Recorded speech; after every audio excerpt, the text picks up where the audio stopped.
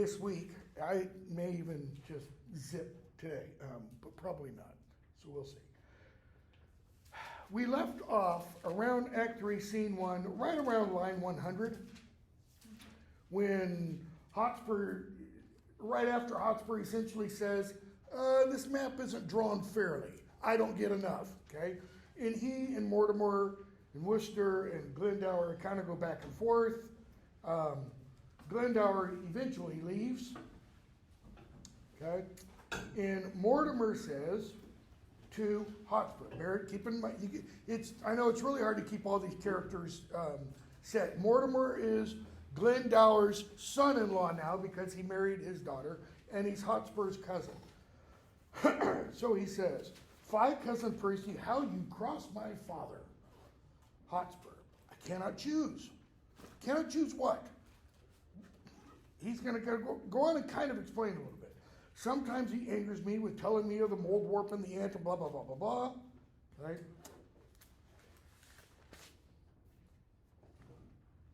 He is as tedious, skipping several lines, 155. "He is as tedious as a tired horse, a railing wife, worse than a smoky house. I had rather live with cheese and garlic in a windmill far than feed on cakes and have him talk to me in any summer house in Christendom." Why is that a problem? Because supposedly they're going to split plans and move them. Yeah, and they're allies. You would expect allies to get along, okay? Hotspur can't stand Glendower. Mortimer, "He is a worthy gentleman." No, it's in faith. Believe me, he is a worthy gentleman, exceedingly well read, profited in strange concealments, valiant as a lion, wondrous affable, bountiful as mines of India. He holds your temper in a high respect, and curbs himself, even of his natural scope, when you come across his humor. In other words, what has Mortimer just said about Glendower's opinion of Hotspur? He has a bad temper. Yes, but he means temper in a different way than that. What do you do when you temper steel? Make it stronger. You make it stronger, okay? You anneal it with something else, okay? That makes that steel even stronger so that it cannot be broken. So when he says he holds your temper, how is it, in a high respect, he's not talking about your ability to fly off at the littlest offense. He means your inner strength, okay? And that is what keeps Glendower from doing what? Lashing out at him. Bingo. From fighting him. He says that is what keeps him to curb himself when you cross him. Okay? Faith he does. He's saying, Hotspur, it's only because of his respect for you that he hasn't what? What would Glendower seemingly do if he didn't have such respect for Hotspur? Challenge him? Kill him? Or attempt to at least? I warn you, that man is not alive, might so have tempted him as you have done, without the taste of danger and reproof. But do not use it oft. In other words, don't push your luck. Worcester then gives us kind of the summation of Hotspur's character. You can look at this little speech as just putting Hotspur in a box. It perfectly defines him. In faith, my lord, you are too willful blame. And since your coming hither, have done enough to put him quite besides his patience. You've pushed him way beyond the bounds of his patience. Notice, that is almost more a praise of Glendower than it is a condemnation of Hotspur. The fact that Glendower has maintained his composure. You must needs learn, Lord, to amend this fault. What's the fault? You are too willful. Okay? Though sometimes it show greatness, courage, blood. The it hasn't been defined yet, but the it shows, demonstrates, reveals greatness, courage, blood. Blood meaning high spirit. Okay? And that's the dearest grace it renders you. That is, and that's the only, quality of you that allows others to accept it. Okay? Yet oftentimes it doth present harsh rage, pride, haughtiness, opinion, and disdain, the least of which haunting a nobleman loseth men's hearts. So all those qualities he's just said, Hotspur, that's generally what you give off. That's what people walk away thinking about you after they meet you. That he is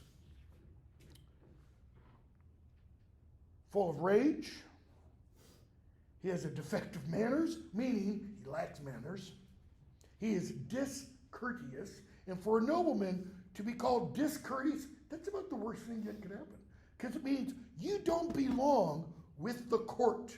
You don't have the manners of the court or of a knight, of chivalry. Okay? Want of government, that is, you lack self-control. Pride, never good. Haughtiness. What's the difference between pride and haughtiness? Pride's like, I'm good. And the haughtiness, and I know it. It's that pushing that out, it doesn't really apply because at the time he was. It's Muhammad Ali's, I'm the greatest of all time. Well, he was the greatest for his time, Haughtiness, opinion, and disdain. The opinion and disdain, we would say opinionated. That's part of the lack of self-control. If he has an idea about somebody, blurt it out. Get on Twitter, Disdain. What does it mean when you have disdain? Means you don't like it. Well, a bait out of bear. Okay. Disdain isn't something in you. Disdain is what? How you act and treat others. Bingo. It's what you show towards others. Disdain means, be quiet. You're a pipsqueak. You're nothing compared to me. Okay? Again, the name, Hotspur.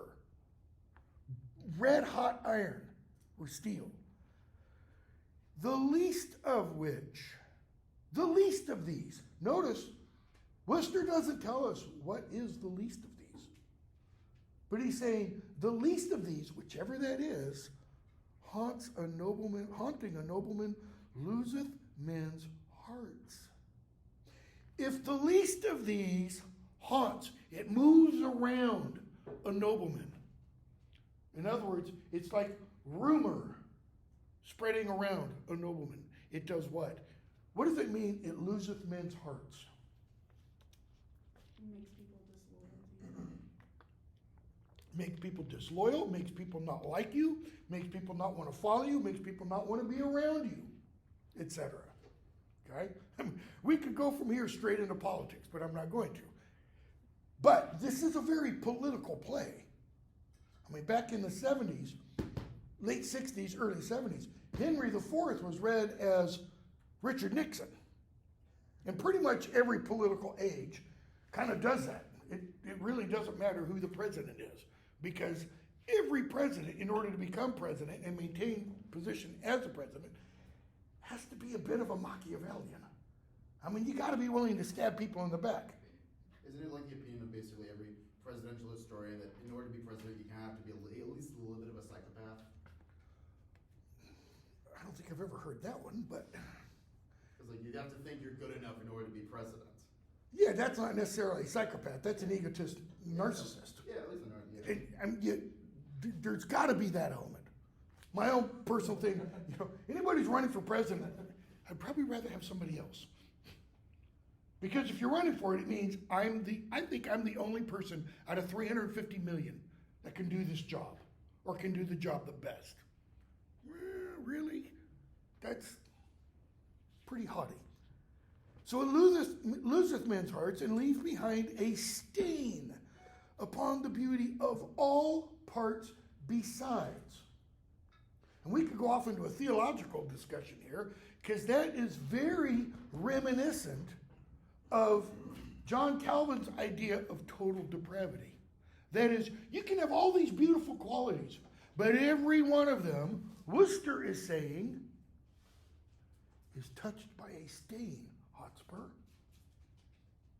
And that stain is your pride, your haughtiness, your arrogance.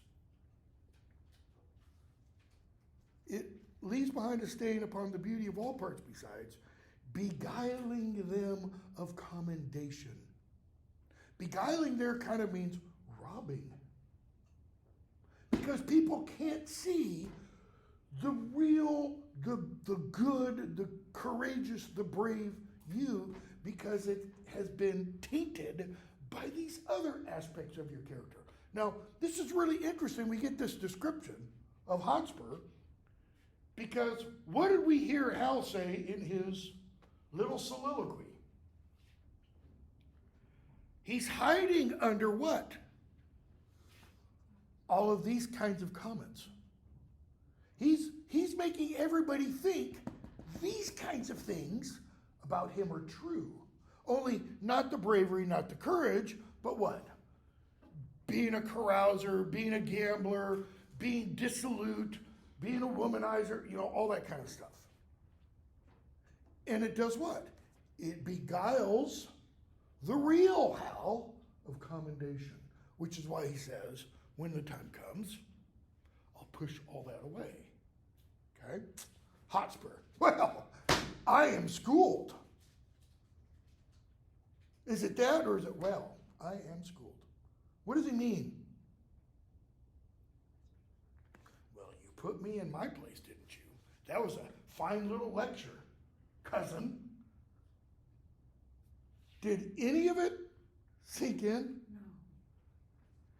Good manners be your speed. What does that mean, be your speed? What's the phrase Godspeed mean? God be with you. Which means? You're traveling generally. May God bless you. May God smooth your road. There's a great Irish prayer, smooth the rough road before you, etc., etc. Okay? That's what it means. He's saying, oh, we don't need courage. We don't need bravery. We don't need haughtiness or arrogance to fight our enemies. What we need are good manners.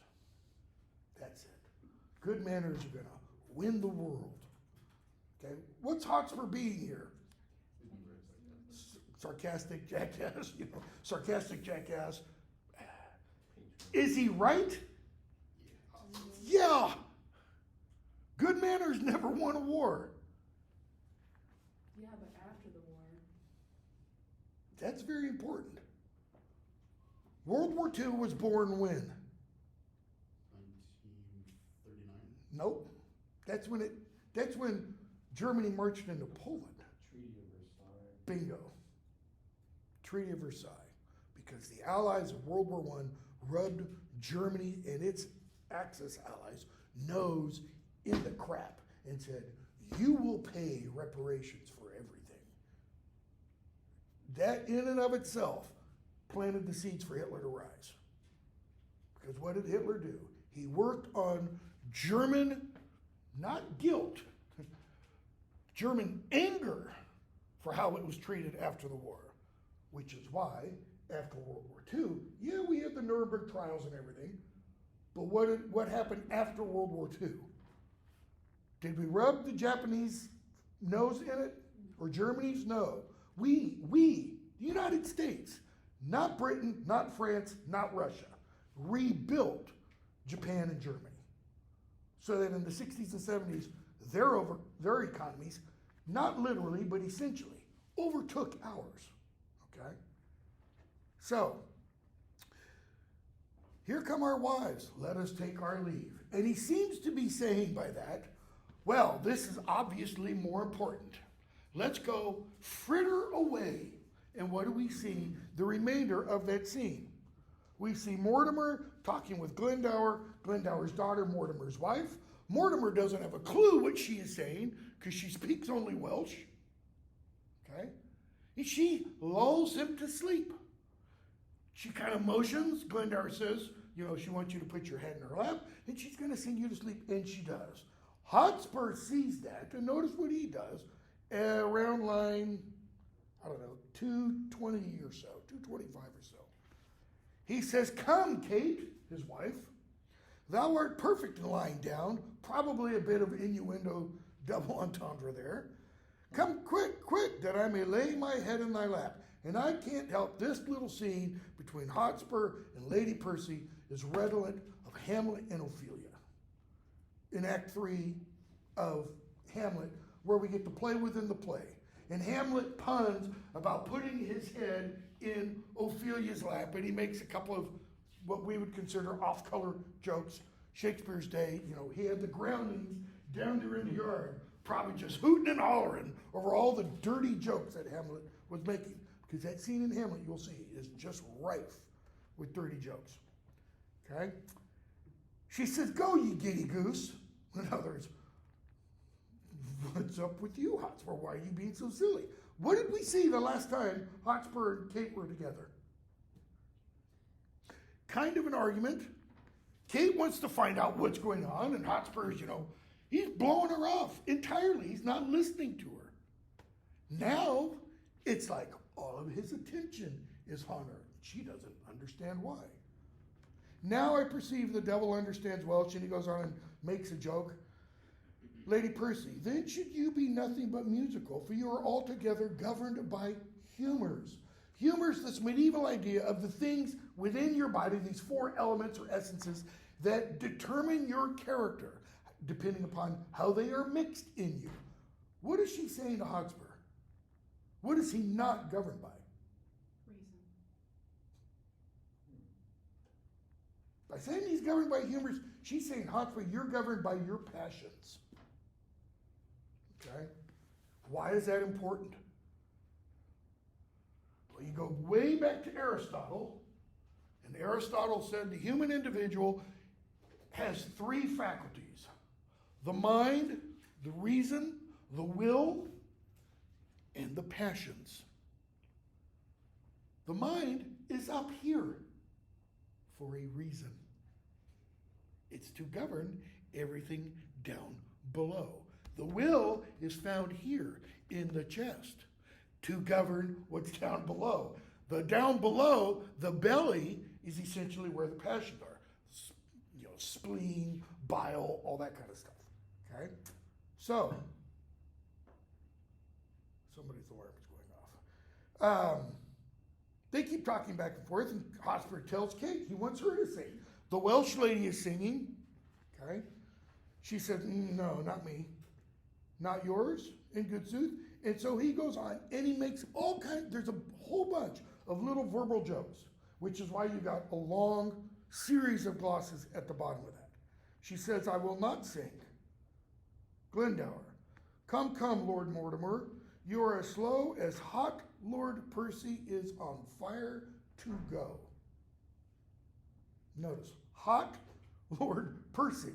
That's like saying, Hotspur Lord Percy. He wants what? Let's get to the battle. Let's fight now. Glendower is essentially saying, Hotspur isn't one to plan things out. He's not one to marshal his forces. He's just, let's run into battle. Okay? So, they leave. 3-2. One of the most important scenes in the entire play. Often just called, Hal's interview with his father. King comes in, Prince of Wales, others. King, Lords, give us leave. The Prince of Wales and I must have some private conference. But be near at hand, for we shall presently have need of you. In other words, I got to verbally spank my son.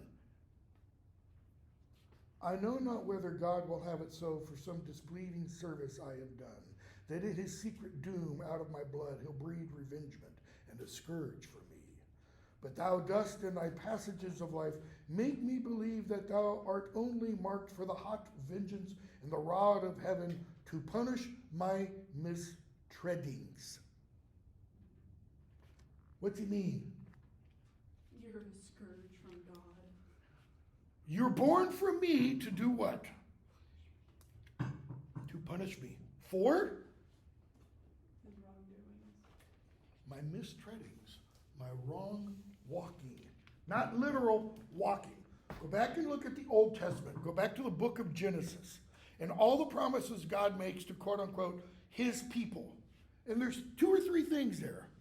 Walk in the way I command, and everything will be fine. Step off that way, and you're going to get punished. And I'll have to bring you back. Walk in the way. And the history of the Old Testament is all about that.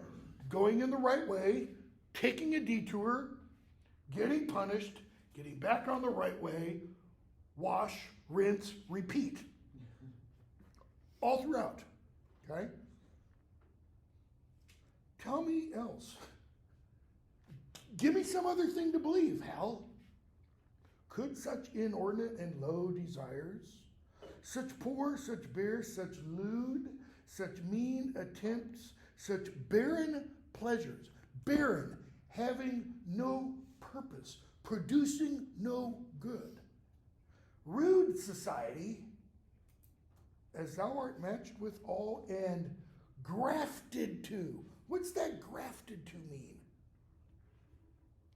Like when you take a tree, you take the stalk of one tree and you cut a branch off another tree and you engraft it so that this tree or this trunk now produces fruit from the tree you've grafted onto it. Or take a bird and you can take feathers from another bird and stuff them in the wings of the bird to give it more flight, easier flight. He's talking about that kind of grafting. What has Hal, according to the king, been engrafted onto? Falstaff.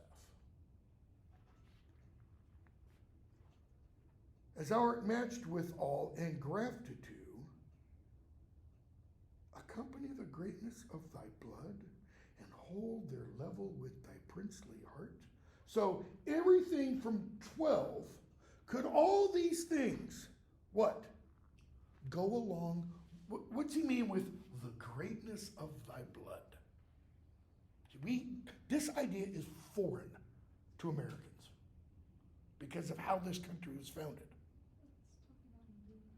It's talking about nobility by blood. There's a huge difference. Shakespeare does this just like Chaucer does it, the Gawain poet does it. Shakespeare draws a huge difference between nobility of behavior and action and so-called nobility of birth. Largely throughout Shakespeare's plays, and not just the history plays, many of the tragedies. Nobility of birth means nothing unless it is matched by nobility of action. Okay? Prince.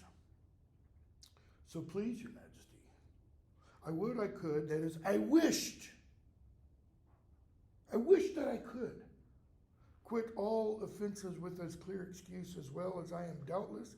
I can purge myself of many, I am charged with all. How's he just responded? I mean, there's two aspects of what he just said. I wish I could quit all offenses, as I am doubtless, I can purge myself of what? Many that I'm charged with. So he's saying, Dad, many of the offenses that you've heard about me are true. Some, okay, some are. Does he hang around with Falstaff? He can't deny that one. Is he a robber? No, that one's not true. Is he? We don't know all the offenses Hal has been charged with. Has he been charged with murder? We don't know. Okay? But he could probably say, yeah, I could dispel that one. Yet such extenuation let me beg, that is, let me give you an excuse, or let me detail the circumstances. Let me beg, as in reproof of many tales devised, which oft the ear of greatness needs must hear, by smiling pickthanks and base newsmongers. In other words, Father, those who are great, you, me, why? Because I'm your son and I'm the future king. What happens to us? What happens to every president who has adult or near adult children? Children will be children. Teenagers, early 20s. Scandals of one kind or another. Why? Because the parent is the one elected president, not the kid who just wants to, go off to college and do what college students do, which is not just bury their noses in a book. They want to party some. Yeah, it's kind of hard to do when you got Secret Service all around you, So there's scandals. What happens? The media. The media in Shakespeare's day was just as bad as it is today, relatively speaking, for that time period and our time period. I can't imagine what Shakespeare would say about the modern day intrusiveness and such, however. So, by smiling pickthanks and base newsmongers, base, he doesn't mean average, ordinary, reporter Joe. He means the scum. Yellow journalism. The lowlife. Yellow journalism, using that term in relation to what he's talking about, it's not being fair to yellow journalists. Okay? This is almost like the BuzzFeeds, the Vice so-called reporters. Okay? Give a little my own opinion there. So he says, I may, for some things true, wherein my youth hath faulty, wandered, and irregular. Oh, shucks, Dad. I'm just a kid, after all. I mean, come on. I may find pardon on my true submission. What's my true submission mean? Does he mean my submission to you of facts? Or I truly submit, like in humble myself? King, God pardon thee. God forgive you, Harry. Yet I still gotta wonder at thy affections, which do hold a wing quite from the flight of all thy ancestors. What's he saying? I was watching a show last night. It's a friend of mine called it. It's the old people show. I won't say which one. And a character in it, it's jumping back and forth between the present and when the guy was late high school, 17, something like that. Father was a Navy commander or whatever. And there's a scene, the kid, when he's a high schooler, doesn't want to join the Navy. And the father's like, all your fathers, grandfathers have served in the Navy fighting for this country. It'll make a man out of you, turn you from being a sissy, blah, blah, blah, blah. Okay? What's he saying? How you are behaving, the kind of people you are hanging around with, it's not at all like our ancestors, Harry. In other words, time to buck up. Time to get with the game. Get with the party. Right? Thy place in council thou hast rudely lost. What council? This is the king's council. This is like the presidential cabinet meetings. Or if you want to even make it more narrow, because it'd fit more here, the National Security Council. You've lost your seat at the table. Why? Which by thy younger brother is supplied. John. Hal is probably at this point 18, maybe 19. John is only like 15. And he's now sitting in a council of state providing advice to his father. And art almost an alien to the hearts of all the court and princes of my blood.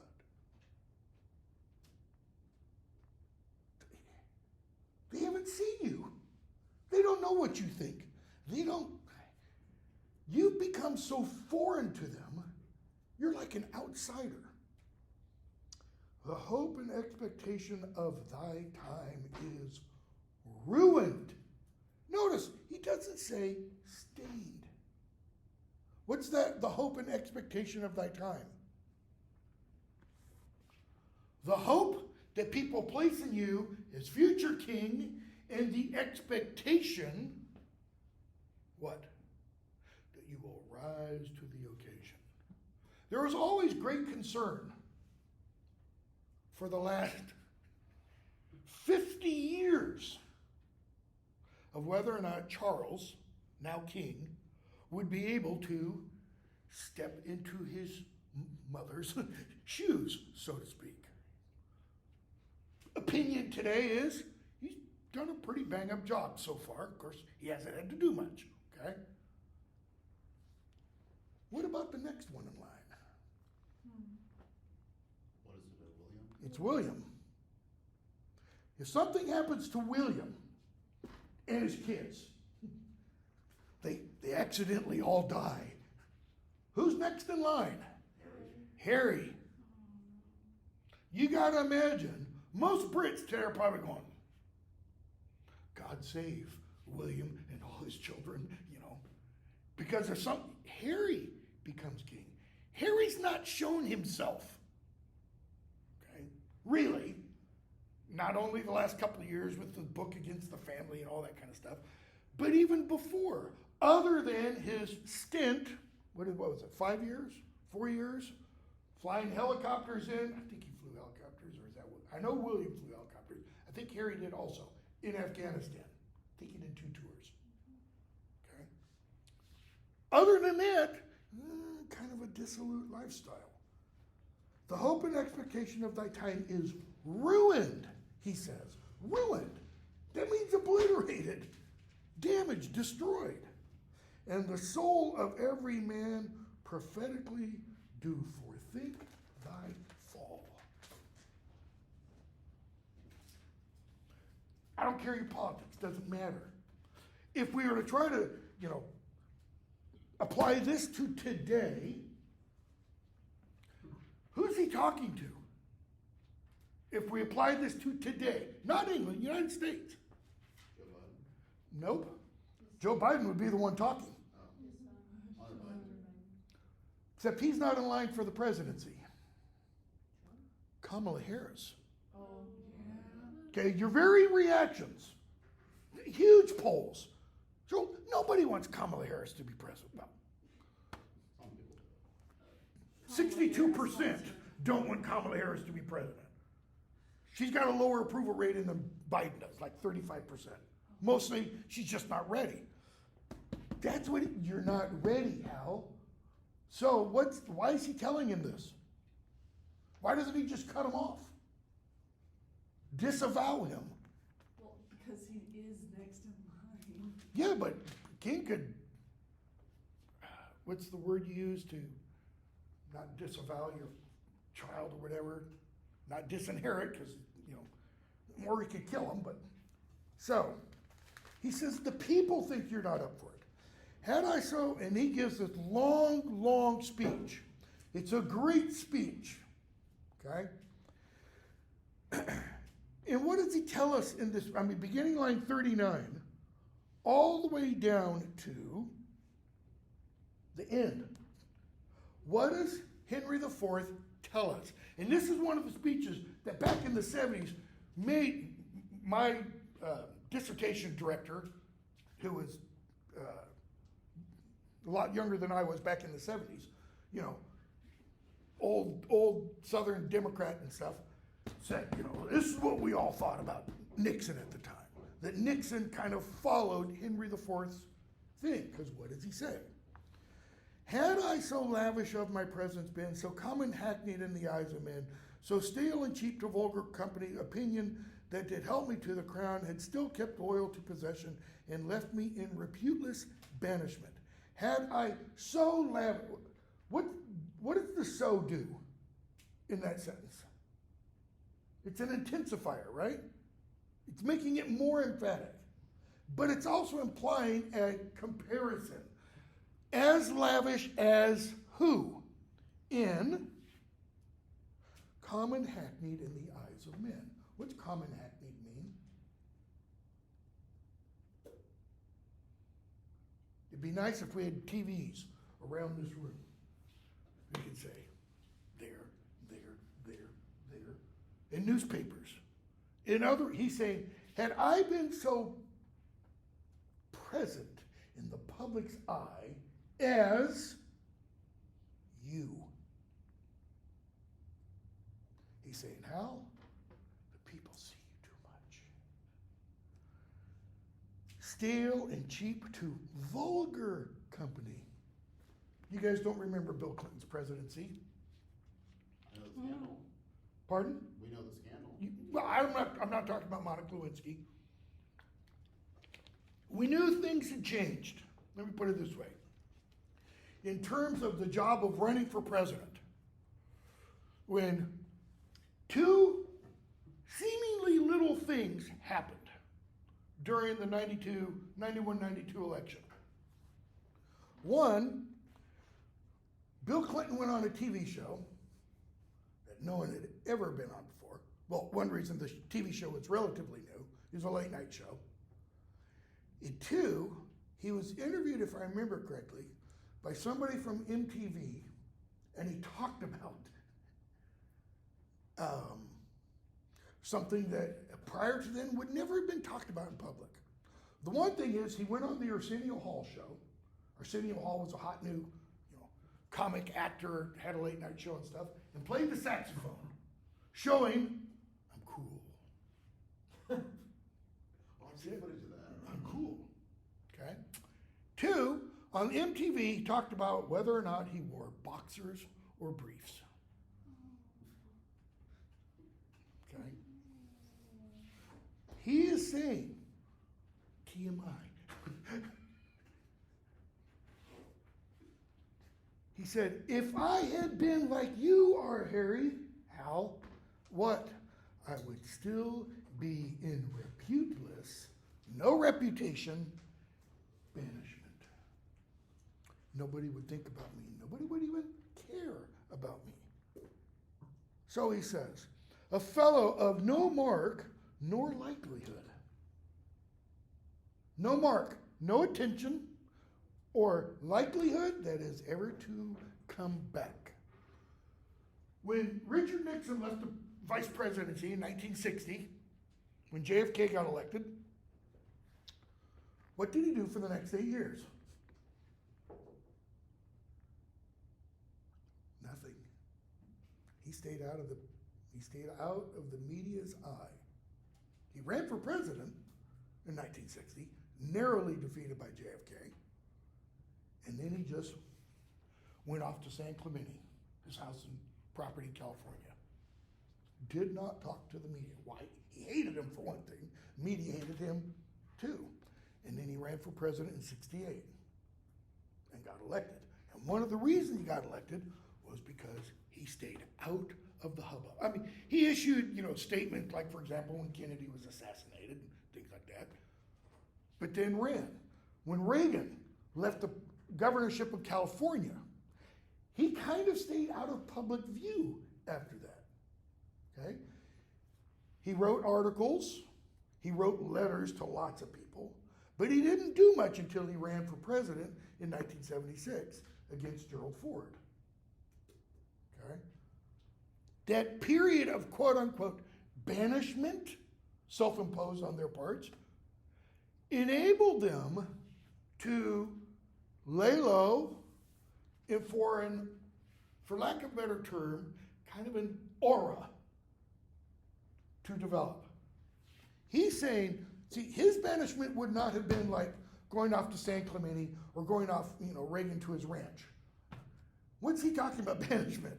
He was banned from the country. He was in France. Okay? Totally different. So he says, a fellow of no mark nor likelihood, by being seldom seen, I could not stir.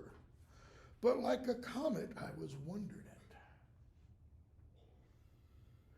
Because nobody saw him, he says, when I did make a public appearance, or when I was seen, what happened? People got on their equivalent of Twitter. We've seen Bolingbroke. Like a comet, I was wondered at. The men would tell their children, this is him. And others would say, where, which? And then I stole all courtesy from heaven and dressed myself, look at this language, and dressed myself in such humility that I did pluck allegiance from men's hearts. What does it mean to dress yourself in humility? He made an appearance of being humble. And that seeming humility did what? It won the people's hearts. What is, I don't know that I should go there, but I will.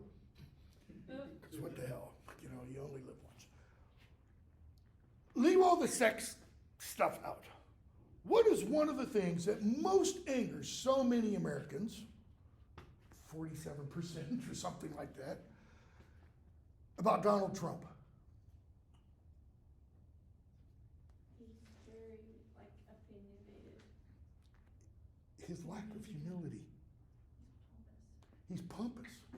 He's always he's always present. He always wants attention. He's always posting. He always wants you to He know has anything. a lack of discernment when he opens his mouth. Yeah. Egotistical narcissist.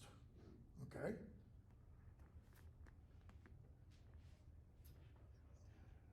Without going into a lot of detail, what did Joe Biden do that enabled him to win in 2020? I'm not talking about, election fraud or anything like that. What, to use the language the king uses, okay? For those of you who think there was election fraud.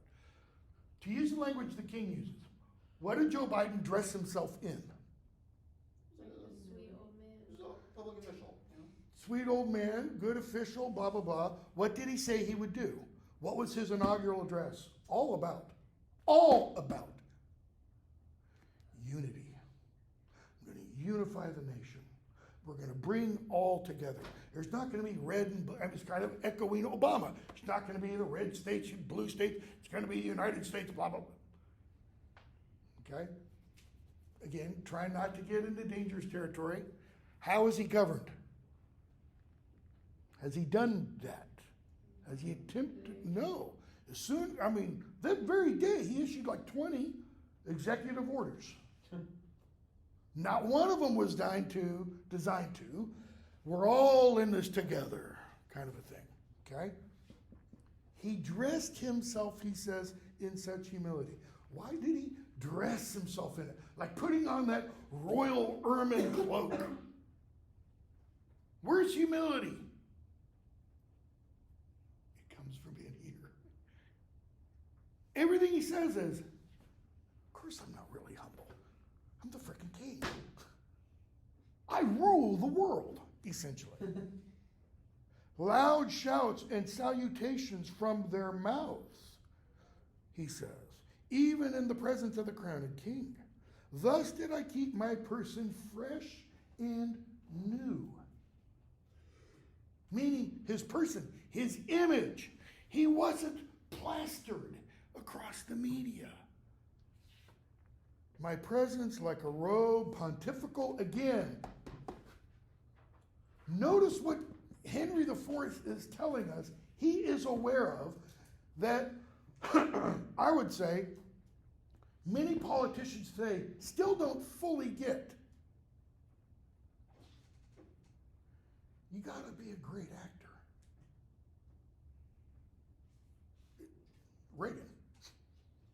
Reagan wasn't a great actor. He was a good actor. pretty much B movies. Famous one, you know, playing Newt Rockney and stuff. But he understood the presidency is one thing among many other things. But this one thing is very important. It is a role. It is a role you play. Because every president merely is what? An occupier of that office. Not, as Crayon would say in Sophocles' Antigone, the owner of that office, the possessor of that office. So he says, my presence like a robe pontifical, ne'er seen but wondered at. And so my state, seldom but sumptuous, showed like a feast and won by rareness such solemnity. Solemnity. The people respected him. He didn't come out, you know, with everything gold plated, metaphorically speaking. He didn't come out all gaudy like. He's drawing a distinction, by the way, between himself and Richard II. Because Richard II was that. Richard II threw lavish feasts for his friends while the people starved. That's why there was the Peasants' Revolt in 1381. And if you don't know anything about the Peasants' Revolt, just know he agreed to meet the peasants, to listen to their demands. And then they were all massacred at Runnymede outside London. So, you know, slaughters of various people, nothing new in human history. He goes on. The skipping king, he ambled, he's talking about Richard II. He ambled up and down with shallow gestures and rash bavin wits, soon kindled and soon burnt. He carded his state, mingled his royalty with capering fools. Capering, like a Scottish dance, dancing around him. Had his great name profaned with their scorns. What were their scorns? His name was profaned. That is, muddied. Scandals. That's what he's talking about. What often brings down, not in the sense of they get impeached, what often brings down a president's reputation, usually towards the end of either the first or second term. Scandal. Is it the president? It's often the people around the president. Because they think what? We're attached to greatness. They can't touch us. And the media goes, wanna bet? His great name was profaned with their scorns, and gave his countenance against his name to laugh at jibing boys and stand the push of every beardless, vain comparative. Beardless, young, newborn, grew a companion to the common streets, and fiefed himself to popularity. He thought popularity was the most important thing, the king. That being daily swallowed by men's eyes, they surfeited with honey and began to loathe the taste of sweet. That is, the people loathed Richard because they saw him too much. There became, in Henry's eyes, or in Henry's telling, nothing great about the king. Whereof a little more than a little is by much too much. So when he had occasion to be seen, he was as the cuckoo is in June. Well, the cuckoo in England is everywhere in June. So, oh, look, it's the king again. Woohoo! Big deal. Heard, not regarded, that is, not listened to, seen, but with such eyes as sick and blunted with community, afford no extraordinary gaze. People don't look at him like, oh, look. Such as is bent on sun-like majesty, when it shines seldom in admiring eyes. Go back for just a second.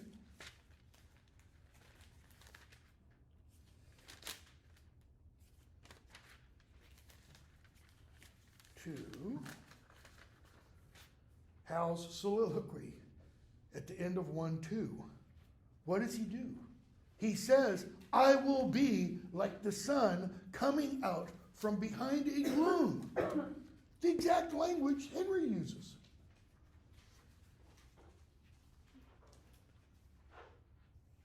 But rather drowsed and hung their eyelids down, slept in his face, and rendered such aspect as cloudy men use to their adversaries, being with his presence glutted, gorged, and full. And in that line, Harry, standest thou. You're no better than Richard II. For thou hast lost thy princely privilege with vile participation. Not an eye, but is so weary of thy common sight. Notice, we haven't seen you in council for a long time, but the people out there in the streets of London, they see you day in and day out. What's his implication? Where do they see him? Marching up to Parliament? Not the Parliament buildings that now exist, because they aren't there. They weren't there then. No, going in and out of whorehouses, going in and out of pubs. That's what he's talking about. Going in and out of the stews. But mine, save mine. Common eyes, common sight is weary of you. Save mine, which hath desired to see you more. Where have you been, son? Henry is asking. Which now doth, that I would not have ado, make blind itself with foolish tenderness. What does he mean? How does his sight make blind itself with foolish tenderness? I love you despite all this stuff, and it's stupid of me. Okay. Entirely possible. What's another meaning? How can you, maybe not literally, but nearly so, metaphorically getting almost bordering on the figure, how can you partially blind yourself with tenderness? Tears obscure the sight. Eyes water, and you have to do this. Is that what Henry is telling us? See, I've never seen one that does this. I would love to see a production with Henry daubing his eyes as he says this. Okay? Big question, though. Is he serious? Why did he just spend several minutes relating? To be a good king, you have to be a good actor. How good an actor is he? How? I shall hereafter, my thrice gracious Lord, be more myself. Meaning? No, you don't understand, Dad. What I am when I'm out there with Falstaff, that's not me. He's told us that, right? His soliloquy is all about, that's not me.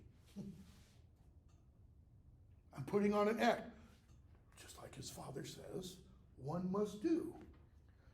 For all the world as thou art to this hour was Richard then when I from France set foot at Ravensburg. And even as I was then is Percy now. He's not talking about Percy, Lord Northumberland. He's talking about Hotspur. And historically speaking, I mentioned this before, Hotspur is the age, literally, of Hal's father. He's the same age as Henry IV. Okay? Shakespeare wants, however, to make Hotspur, Hal's equal in age, to make that opposition much stronger. Okay? He says, you are just like Richard was when I set foot back in the country from my banishment. See, setting foot back in the country was Henry's way of saying, not only I'm back, but I'm challenging you, Richard. Richard was the one who banished him. And even as I was then is Percy now. And now by my scepter and my soul to boot, he hath more worthy interest to the state than thou, the shadow of of succession. He's more deserving of being king than you are. Okay? He doth fill fields with harness in the realm. Harness. Horses. Mounted men. Turns head against the lion's armed jaws. Who's the lion? The king. The rampant lion is on the king's symbol. And being no more in debt to years than now, leads ancient lords and reverend bishops on to bloody battles, to bruising arms, what never dying honor hath he got against redemption. Hell, look at Hotspur. He's leading these ancient men. His father, Mortimer, Worcester, Glendower to some extent. He's conquered the Douglas. Okay? Through all the kingdoms, he holds from all soldiers chief majority and military title, capital, through all the kingdoms that acknowledge Christ. He's saying, not just in England, even in Europe, people go, that Hotspur man, whoa, is he a great leader of men? Thrice hath this Hotspur, I love this next line, Mars in swaddling clothes, the god of war in diapers. This infant warrior in his enterprises discomfited great Douglas. Thrice he says he's defeated him. And now he has taken him, he has enlarged him, that is, he's made Douglas his friend and increased Douglas's holdings, Douglas's men, to fill the mouth of deep defiance up and shake the peace and safety of our throne, mine, but also yours. What do you say, Hal? Percy, Northumberland, the Archbishop's Grace of York, that is the Archbishop of York, Douglas, Mortimer, they're all up against us. But why, Harry, do I tell thee of my foes, which art my nearest and dearest enemy? All of them, they're nothing compared to you. How? How is Hal his nearest and dearest enemy?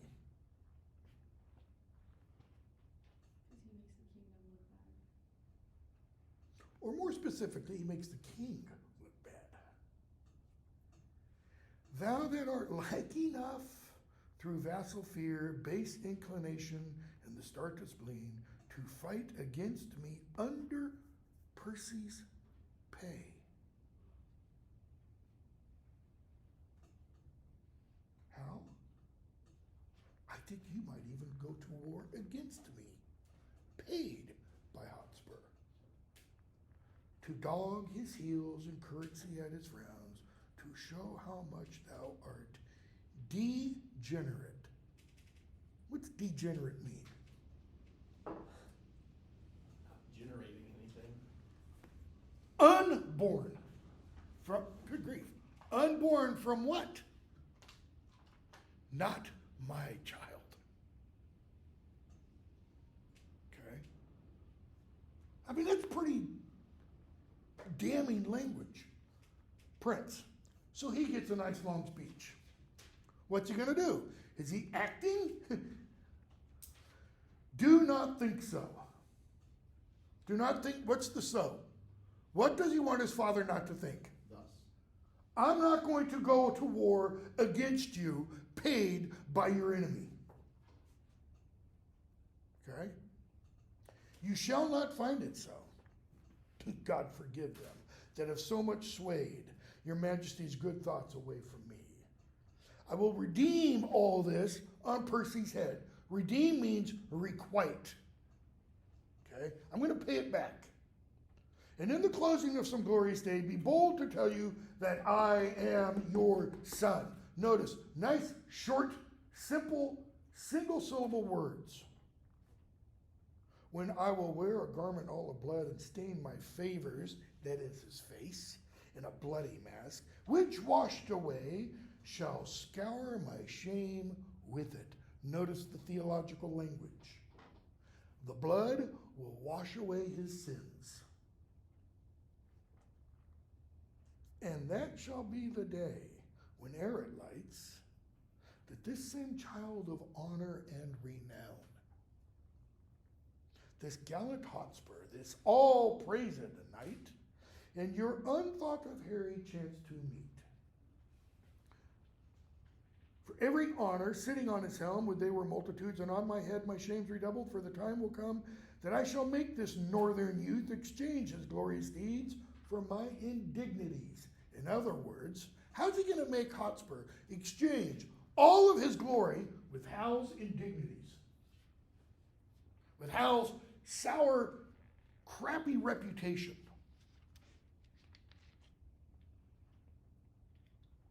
Simply by defeating him. If Hotspur is the theme of honor's tongue, and Hal is the opposite, the theme of dishonor's tongue, then what does it mean if Hal defeats Hotspur? He supplants him. He's better than him. Percy is but my factor, good my lord. Think mathematics. I'm going to use him to multiply what? To engross up glorious deeds on my behalf. It's like he's saying, and when I kill Hotspur, all of his glory and all of his honor, what? They're mine. And I will call him to so strict account that he shall render every glory up, yet even the slightest worship of his time. Or I will tear the reckoning from his heart. This, in the name of God, do I promise here, or I promise here. What does that mean? He's gonna do it. So God help me. If I don't, God strike me dead. When you make that kind of oath, that's what you're doing. All right? The which if he, God, be pleased, I shall perform. If God is pleased with this, I'll be able to do it. I do beseech your majesty may salve the long-grown wounds of my intemperance. It'll be like healing balm on your soul. If not, the end of life cancels all bonds. Meaning, and if I don't do it, Hotspur will kill me. And all bonds between you and me will be over, will be canceled. And I will die 100,000 deaths ere break the smallest parcel of this vow. 100,000 rebels die in this. Does he mean literal rebels? Or does he mean like rebellious thoughts? The king, not Hal. I think the king thinks your actions have created, like in my mind, 100,000 rebels. In your words, Hal, if I had something written up here, your words just washed it clean. Thou shalt have charge and sovereign trust herein. In other words, all right, I'm going to trust you. I'm going to test you. He's going to have charge. That means Hal is going to be put in command. Okay? Blunt comes in. And we hear, Blunt gives him some information, and the king says, Thursday, we ourselves will march. That is the king. The king is going into battle. He says, our meeting is Bridge North. Harry, you shall march to Gloucestershire, by which account our business values. Some 12 days hence, our general forces at Bridge North shall meet. Okay? 3-3. Falstaff, Bardolph, and others come in.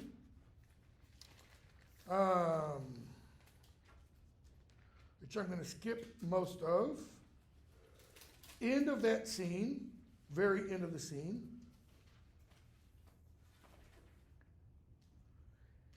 Hal gives letters to Bardolph, to Falstaff and such, and gives them commands. Not commands over huge numbers of troops, but they have a job now to do. What must they do? Especially Falstaff. He's got to go find troops.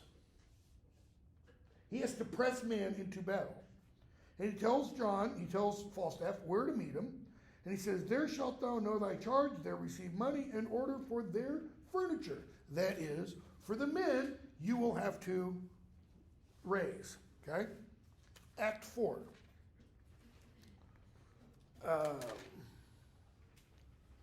We see Hotspur come in with Douglas and others.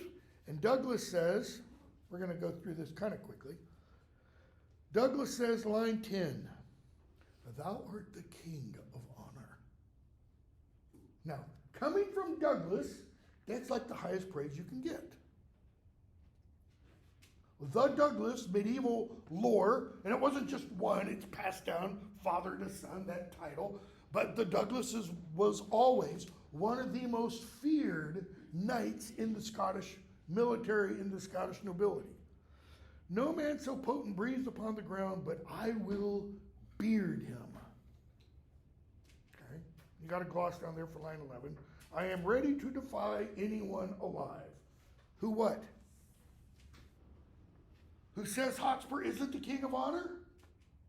No, but who disagrees, who goes against Hotspur. What the Douglas is doing here is he's kind of putting himself out in front of Hotspur, saying, I'm your protector, even though Hotspur doesn't need a protector. Okay? So, letters come in, and a messenger says, these letters are from your father, Hotspur. Why did he come himself? He can't. He's sick. And what do we see begin to happen? So Northumberland, Worcester, Mortimer, Glendower, Hotspur, the Archbishop of York, they were all going to lead troops into battle.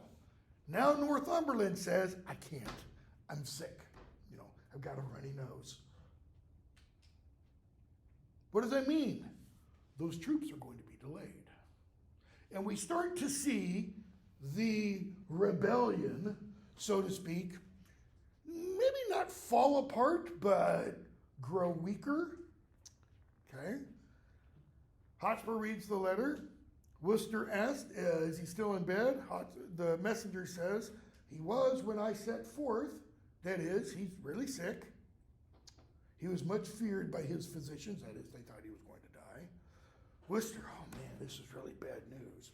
Hotspur, no, it's not. Hotspur says, no.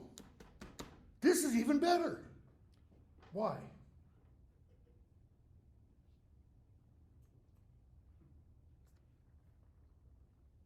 "42, Worcester says, your father's sickness is a maim to us.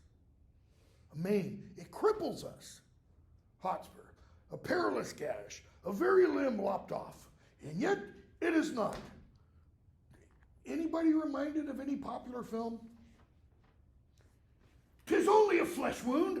The Black Knight, Monty Python, gets an arm chopped off. I was reading an article the other day. Historians, medieval historians and literature folks love that movie because one of its accuracies, it accurately represents a lesson. There is a illustration from a medieval manuscript of a knight fighting in a battle against another knight, missing an arm, like the Black Knight, okay? He says, it's a perilous gash, but we will fight on. His present want seems more than we shall find it. Were it good to set the exact wealth of all our states at one cast? In other words, would it be wise militarily to show our full force at the initial battle? Hotspur's thinking, no. Let's make them think we are weaker than we are. Even though, at that point, they will be weaker. He's thinking, they're going to come up eventually. Our backup troops will arrive. To set so rich a main on the nice hazard of one doubtful hour. To throw them all in at once. He says, no. Douglas, yeah, we should. Worcester, yeah, but I would still wish your father was here. Quality air and hair of our attempt brooks no division. We have got to be fully united, or we will not succeed. It will be thought by some that he's not here, not because of illness. but that wisdom, loyalty, and mere dislike of our proceedings kept the Earl from thence. Okay, Worcester puts words to what? He says, some will say, whenever I get a paper from a student that says, some critics have said, especially from graduate students, I would always circle the some and say, who? Why? Wikipedia calls those weasel words. Okay? Why? Did you just make them up? Yeah, students do that. Guilty as charged. I did it all the time, because my professors often wouldn't look. I would say, who? You need to have a footnote or an endnote. You need to list who some of these are. You could end it with a note and say, see the bibliography and have a list of them there. But if you just say, some critics say, and there's no evidence, you're just smoke and mirrors. Who's suggesting this? I think Worcester is.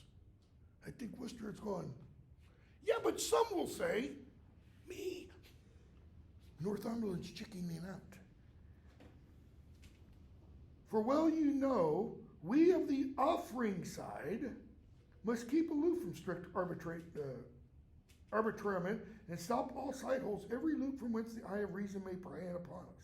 That is, we've got to keep our secrets secret.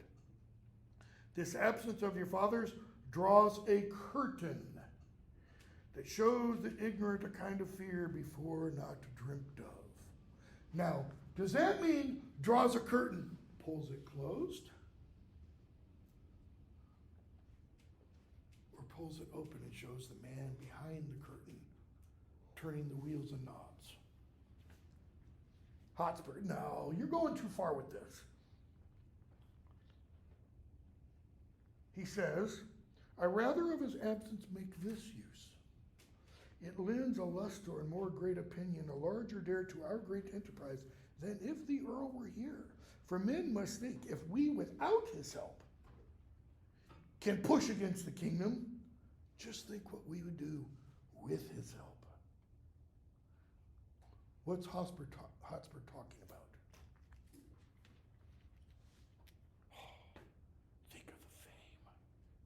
Think of the glory we will get if we do this without my father's aid.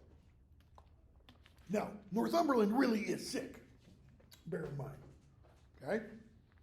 Vernon comes in. And he says, Earl of Westmoreland is marching towards us with Prince John. Hotspur. So. King himself is set forth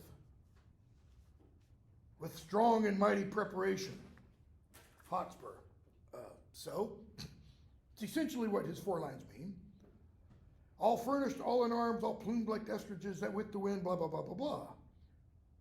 And then he says, 104, I saw young Harry with his beaver on, that is, armed to the teeth. His cuisses on his thighs, gallantly armed, rise from the ground like feathered mercury. What has Vernon just done?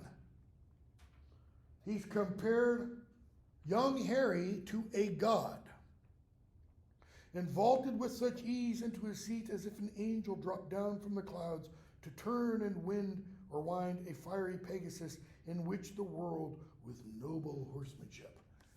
The way he got on that horse, my God, you would not believe. It was like an angel just lifted him and set him down. Why? A fully armed knight has to be hoisted onto a horse. A fully armed knight cannot get on a horse on his own. Why? I can't bend my knees that much anymore. His knees won't bend up 90 degrees to be able to reach up and get into the stirrup. And his legs don't bend on their own. Why? So he's got to be lifted up, moved over, which is why if a knight falls, kind of like a turtle on its back. Pretty dangerous position. Hard to get up when you're wearing 60 or 80 pounds of armor. Stop, Hotspur says. Worse than the sun in March this praise doth nourish agues, that is, fevers and sicknesses. Let them come. They come like sacrifices in their trim. What does that mean, in their trim?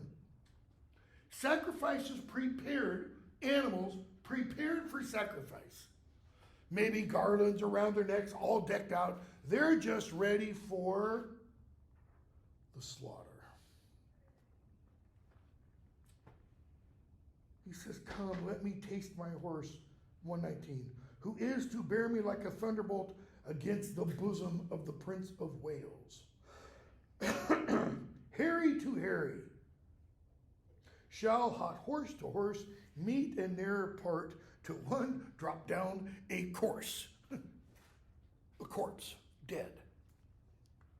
Oh man, I wish Glendower were here. Vernon, notice. Oh, sorry, Hotspur. Another piece of news. Glendower can't come for 2 weeks. Douglas, that's not good. Worcester, that bears a frosty sound. In other words, it chills him. The hot fire of, we're going to go win this mighty battle, is now just kind of, maybe we should wait a little bit. Hotspur. What may the king's whole battle reach unto? That is, how many men total does the king have? 30,000? Let it be 40. My father and Glendower both being away, the powers of us may serve so great a day. Skipping a line, doomsday is near. Die all, die merrily. The ancient Greeks said what before battle? Let us eat, drink, and be merry, for tomorrow we die. That's the attitude. That's Hotspur's attitude. Douglas, I love this line. Talk not of dying. I am out of fear of death or death's hand for this 1/2 year. In other words, I don't want to die yet. It doesn't mean he's a coward. What's Douglas showing? A line Falstaff is going to use later. Discretion is the better part of valor. Okay? 4-2. Falstaff and Bardolph come in. And Falstaff gives us an accounting, line 14 through 47, of the kind of men he has pressed into battle. Okay? These are the men he is going to lead. Describe them. They're not Navy SEALs, right? They're not Army Rangers. They're not Green Berets. They're old. They're fat. They're maimed. They're ill-educated. They're hungry, starving. Okay? One has wounds, etc., etc. Hal comes in.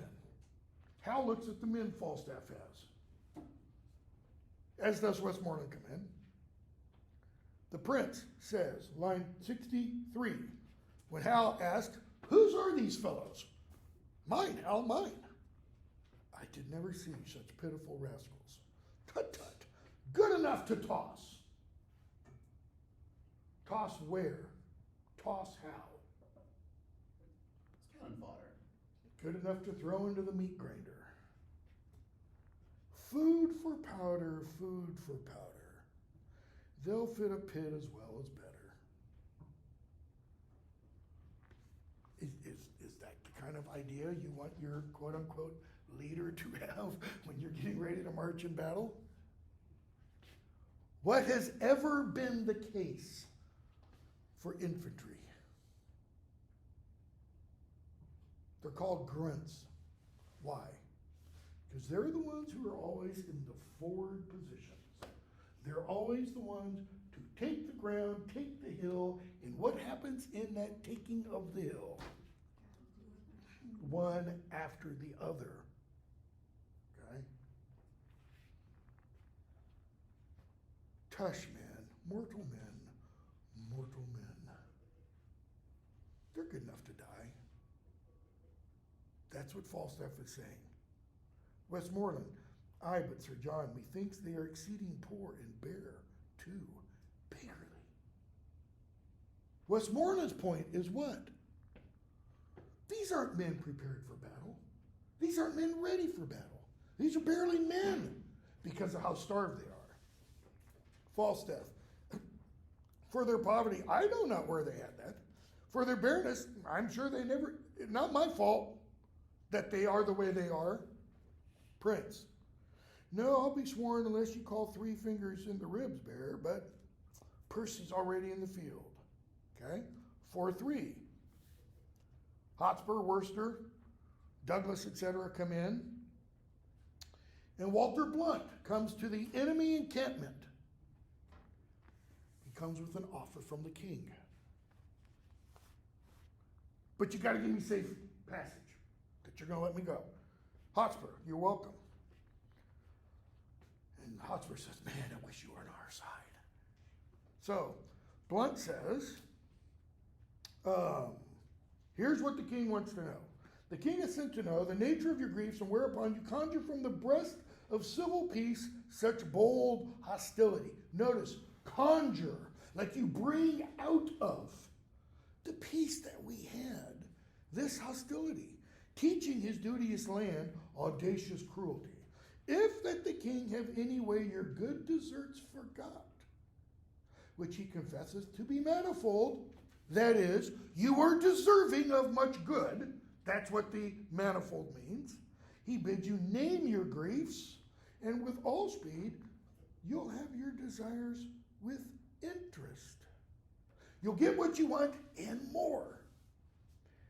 And pardon absolute for yourself, and these herein misled by your suggestion. That is, in all your men. Okay? So what kind of offer has the king made? Ostensibly, on the surface, we can debate whether or not the king is sincere in this offer. Tell us your problems. This passage has a direct bearing, not literally in that it was involved in, but has a direct bearing or echo in what amendment? The right to do what? Redress government for grievances. The right to petition for redress of grievances. The king is saying, what are your grievances? If it's in my power, I'll resolve them and more. Okay? Hotspur has a long speech. The king is kind. And well, we know the king knows at what time to promise, when to pay. Meaning, I don't trust the king's promises. He'll make a promise. Richard II, Peasants' Revolt, and then do what? Rather than come and show up and listen to our grievances, he'll kill us when the time is opportune for him. My father, my uncle, myself, to give him that same royalty he wears, and when he was not yet 26 strong, sick in the world's regard, that is, he became king when he was 26. Why? Because we gave him that throne. He came but to be Duke of Lancaster. In Richard II, when Henry Bolingbroke returns, he returns for one purpose only. He has been, while he was gone, his lands, properties, receipts, income was all taken by the king. Okay? He came back to demand those by his rights. King does not have the authority to do that.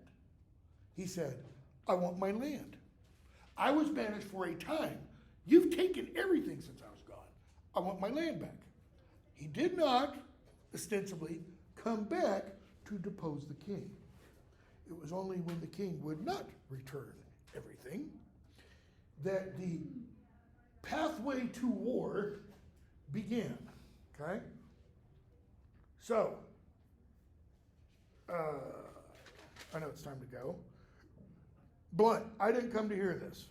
Hotspur goes on, and then he says finally, we'll listen to we'll consider it. Okay? Shall I return this answer to the king? Hotspur, nope. let us withdraw a while, go to the king, come later, we'll give you right to return. He says, okay. 4:4 is where we will pick up, and we will probably, yeah, 5's right there. We'll definitely finish this on Thursday. Go ahead and start reading the next one. So, I don't know that I'll put up a quiz over Henry IV Part 1. I probably will. I probably won't put up one for As You Like It. But I probably will try to do 2 quizzes over, or maybe just, 2 quizzes over Henry IV Part 1. I'll put one up. It won't be due till, I don't know, maybe Sunday. Not fall break. Spring break's next week, and then we'll do another one afterwards. So try to read the first act of Henry IV Part 2. Again, if you came in later, if you want to send me by email your exam over the comedies before Thursday, feel free to.